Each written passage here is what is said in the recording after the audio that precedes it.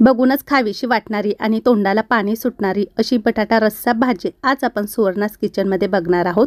चला तर अधिक वेळ न लावता आपण रेसिपीला सुरुवात करू।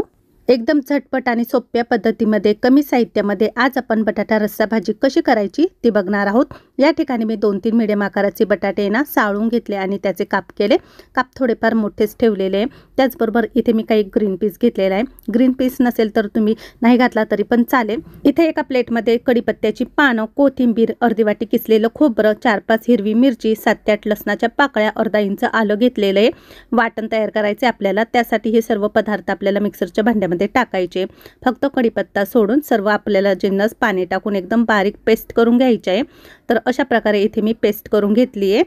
आता शेगडीवरती कढई ठेवलेली आहे। कढईमध्ये 1 पळीभर तेल टाकायचं। तेल थोडंसं गरम झाल्यानंतर यामध्ये अर्धा चमचा मोहरी टाकायची। मोहरी तडतडली की यामध्ये पाव चमचा हिंग, त्यानंतर यामध्ये कढीपत्त्याची पानं टाकायची आणि 1 वाटी बारीक कापलेला कांदा तेलामध्ये गुलाबी रंगावर येईपर्यंत छान परतून घ्यायचा आहे। कांदा परततोय तोपर्यंत दुसऱ्या शेगडीवरती भाजीला पाणी गरम करत ठेवायचं आहे। भाजीला थंड पाण्याऐवजी गरम पाणी टाकायचं।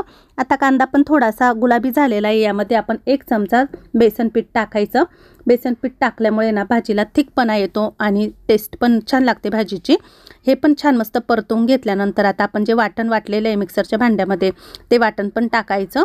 आता हे सर्व काही आपल्याला 5 ते 7 मिनिटं छान मस्त तेल सुटेपर्यंत परतवून घ्यायचं आहे।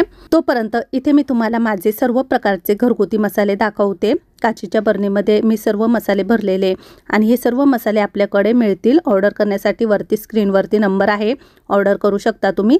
शुद्ध सेलमची हळद पावडर, आता आपण भाजीमध्ये काही मसाले ॲड करणार आहे तर इथं आपण तेल सुटेपर्यंत हे वाटण परतवून घेतलेलं आहे। यामध्ये आता पाव चमचा हळद पावडर टाकायची। हळद पावडरचा रंगही तुम्ही बघू शकता। त्याचबरोबर इथे मी लाल तिखट टाकते, तर लाल तिखट पण 1 चमचा टाकायचा। तर हा मसाल्याचा चमचा जरा छोटा आहे ना, त्यामुळे मी अर्धा चमचा डबल टाकलाय।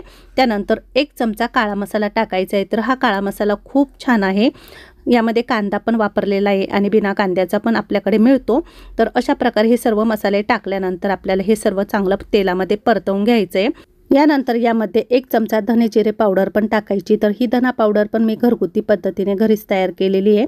बदामी धन्याऐवजी या ठिकाणी गावठी धन्याचा वापर केलेला आहे आणि स्मेल पण खूप छान येते या पावडरची। यामध्ये 1 चमचा टाकल्यानंतर आता पुन्हा आपल्याला हे चांगलं तेलात परतवून घ्यायचे आणि बटाट्याचे काप, फ्रेश मटार, जो ग्रीन पीस मी इथे घेतलेला आहे तो टाकला। आता हे चांगलं तेलामध्ये वाटणामध्ये मिक्स करून घ्यायचं। 1-5 मिनिटं आपल्याला हे तेलामध्ये छान असं परतवून घ्यायचं आहे। बटाटे तेलामध्ये परतल्यानंतर आता यामध्ये आपल्याला गरम पाणी ओतायचं आहे। पाणी गरम ओतताना मी अंदाजेच टाकते, तुम्हाला जशी भाजी पाहिजे ना, पातळ घट्ट, त्याप्रमाणे तुम्ही इथे पाण्याचा वापर करा। आता यामध्ये मी चवीनुसार बारीक मीठ टाकते। तर इथं मी अर्धा चमचा आणि पुन्हा अर्धा चमचा म्हणजे 1 चमचा मीठ वापरलं। सर्वात शेवटी भाजीमध्ये बारीक कापलेली कोथिंबीर टाकायची आणि बटाटा रस्सा भाजीना छान उकळू द्यायची। आता जरी तुम्हाला भाजी पातळ वाटते पण शिजल्यानंतर ही भाजी खूप छान मस्त थिक होते। यावरती झाकण ठेवून 10 मिनिटांसाठी मंद आचेवरती भाजी शिजू द्यायची।